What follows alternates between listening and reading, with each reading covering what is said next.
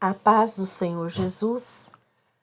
Eu sou a diaconisa Joana Bonfim e este é o Leitura Bíblica Diária da Igreja Evangélica Pentecostal do Brasil para Cristo. Eu sou cooperadora nos trabalhos da Igreja de Valparaíso de Goiás, situada na quadra 14/16, área especial D1, etapa D. Quero expressar meus sinceros agradecimentos à nossa querida pastora presidente Luíde Ramos pela oportunidade de participar deste importante projeto idealizado pelo pastor Gideon Júnior, um manancial de bênçãos da palavra de Deus. Hoje, irei comentar o capítulo 8 de 2 Crônicas, dando sequência na história do rei Salomão. Nossas fontes informativas são artigos públicos na internet e o comentário bíblico de Chaplin. A introdução deste capítulo descreve os primeiros anos do reinado de Salomão, filho de Davi, sobre o reino unificado de Israel e revela o esforço incansável de Salomão em consolidar e fortalecer seu reinado, bem como a dedicação à construção do templo do Senhor em Jerusalém.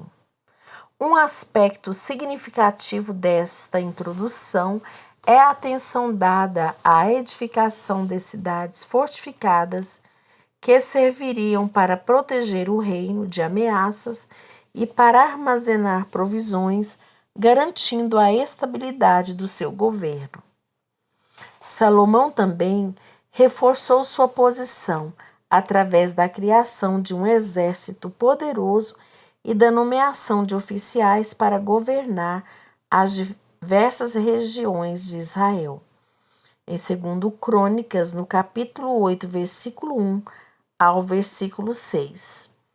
Isso sucedeu ao fim de 20 anos, nos quais Salomão edificou a casa do Senhor e a sua própria casa, que Salomão edificou a cidade de Hirão e lhe tinha dado, e fez habitar nelas os filhos de Israel. E depois foi Salomão a Amate-Zobá e a tomou. Edificou também a Tadmor no deserto e todas as cidades de provisões que edificou em Amate. E edificou também a alta Bet-Horon e a baixa Bet-Horon, cidades fortes, com muros, portas e ferrolhos, como também a Baalate e todas as cidades de provisões que Salomão tinha, e todas as cidades dos carros, e as cidades dos cavaleiros, e tudo quanto, conforme ao seu desejo, Salomão quis edificar em Jerusalém e no Líbano, e em toda a terra do seu domínio.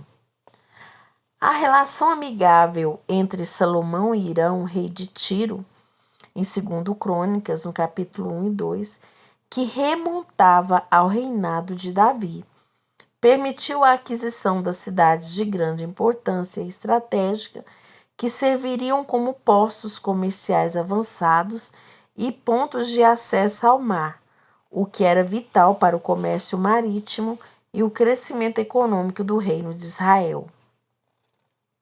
Este versículo é uma contradição com seu paralelo de 1 Reis, capítulo 9, versículo 11 ao 14.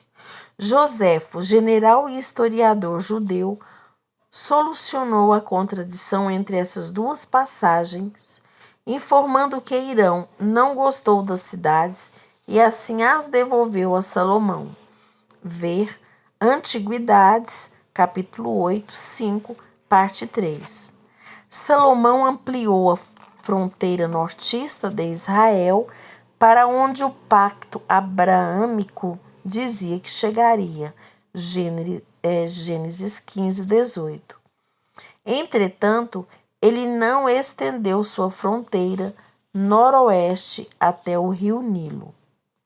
Sua conquista de Amate-Zobá, que estivera em termos amigáveis com Davi, é registrada somente aqui em todo o Antigo Testamento. Este versículo é o único registro de qualquer atividade guerreira da parte de Salomão. A ênfase na fortificação das cidades reflete a visão estratégica de Salomão de proteger seu reino contra inimigos em potencial, garantindo assim que estivessem preparadas para resistir a possíveis ameaças externas.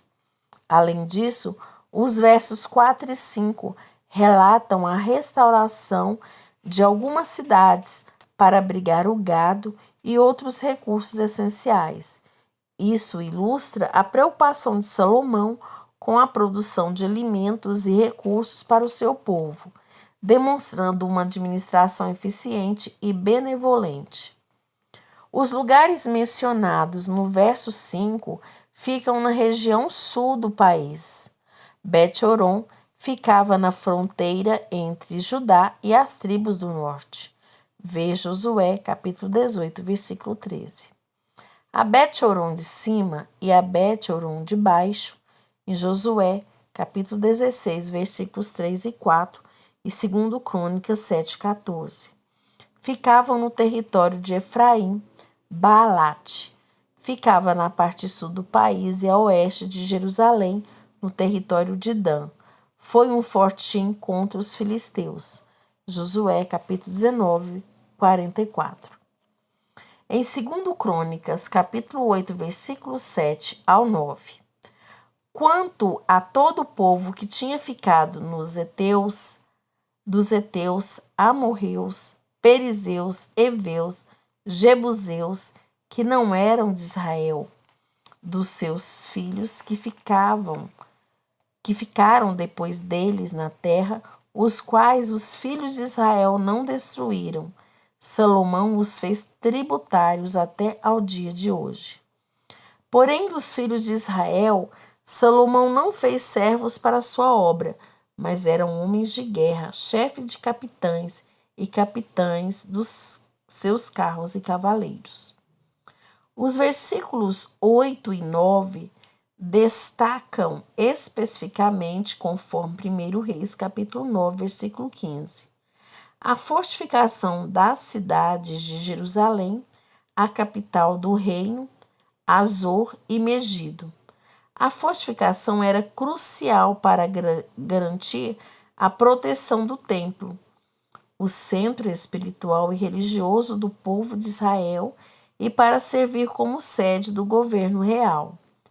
Azor e Megido eram cidades localizadas em pontos estratégicos do território de Israel para controlar as rotas comerciais e proteger as fronteiras contra qualquer ameaça que pudesse surgir, e estabelecer também centros administrativos sólidos.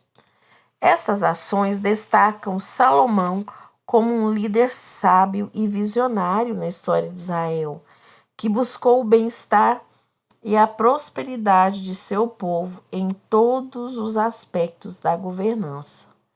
Em 2 Crônicas, capítulo 8, versículo 10 ao versículo 16. Destes, pois, eram o chefe dos oficiais que o rei Salomão tinha, 250 que presidiam sobre o povo. E Salomão fez subir a filha de Faraó da cidade de Davi para a casa que lhe tinha edificado, porque disse: minha mulher não morará na casa de Davi, rei de Israel, porquanto santos são os lugares nos quais entrou a arca do Senhor. Então Salomão ofereceu holocaustos ao Senhor sobre o altar do Senhor que tinha edificado diante do pórtico. E isto, segundo a ordem de cada dia, fazendo ofertas conforme os mandamentos de Moisés, nos sábados e nas luas novas e nas solenidades, 3 vezes no ano, na festa dos pães asmos, na festa das semanas e na festa das tendas.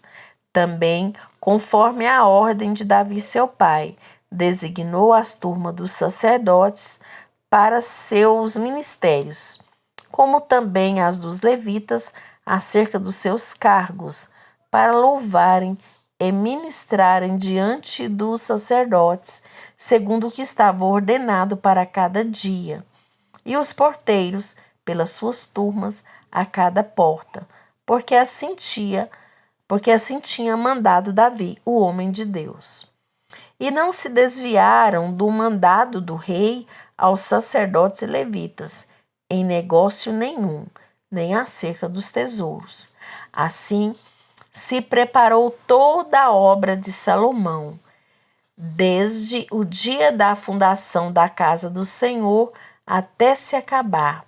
E assim se concluiu a casa do Senhor. Os versículos 10 e 11 revelam que Salomão nomeou oficiais, príncipes e líderes para governar sobre as várias regiões de Israel, com o propósito de garantir a ordem e a administração eficiente do reino. Essa seção mostra a visão abrangente de Salomão como líder e administrador. Ele nomeou governantes para as regiões do reino e assegurou que a administração fosse acompanhada de um sistema eficiente de provisão de alimentos. Essas ações refletem o compromisso de Salomão em manter a ordem, a justiça e a prosperidade em todo o seu reino. O cronista apresenta Salomão celebrando os sacrifícios 3 vezes por ano. 1 Reis, capítulo 9, versículo 25, com oferendas habituais e piedosas. Ele obedecia a todas as injunções da legislação mosaica, diariamente, pela manhã e à noitinha. Êxodo, capítulo 29, versículo 38 e 39. Aos sábados e nos dias de lua nova, Números 28, 9. Salomão, ele obedecia criteriosamente às ordenanças e práticas de seu pai Davi, acerca dos turnos de sacerdotes e os deveres dos músicos e porteiros. O cronista está dizendo: o serviço prestado por ele era perfeito, cumprindo seu dever como promotor do iavismo. Ele também teve o cuidado de não mencionar a idolatria de Salomão. Ver em 1 Reis, capítulo 11, do versículo 1 ao 13. O verso 16, Salomão encerra toda a empreitada com sucesso. Todas as obras que Salomão empreendeu havia sido concluída. O templo agora estava disponível para o culto contínuo e o serviço religioso do povo de Israel.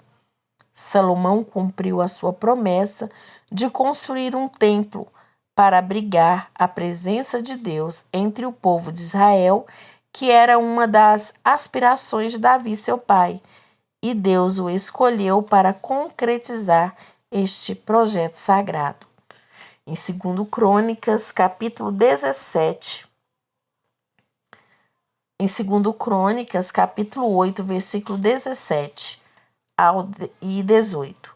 Então foi Salomão a Ezion-Geber e a Elote, a praia do mar, na terra de Edom. E enviou-lhe Irão, por meio de seus servos, navios e servos práticos do mar, e foram com os servos de Salomão a Ofir, e tomaram de lá 450 talentos de ouro, e os trouxeram ao rei Salomão. Salomão não tinha o conhecimento necessário para a construção de navios, nem mesmo para a navegação. Ele teve de depender de Irão quanto a ambas as coisas. Mas Salomão sabia como negociar e em breve enriqueceria mais ainda com seu comércio marítimo. Ver em 1 Reis, capítulo 9, versículo 27 e 28. O verso 18 fala em 450 talentos de ouro, enquanto 1 Reis 9, versículo 28 diz 420 talentos. Isso provavelmente representa um erro de transcrição cometido ou pelo autor dos livros de Reis ou pelo cronista.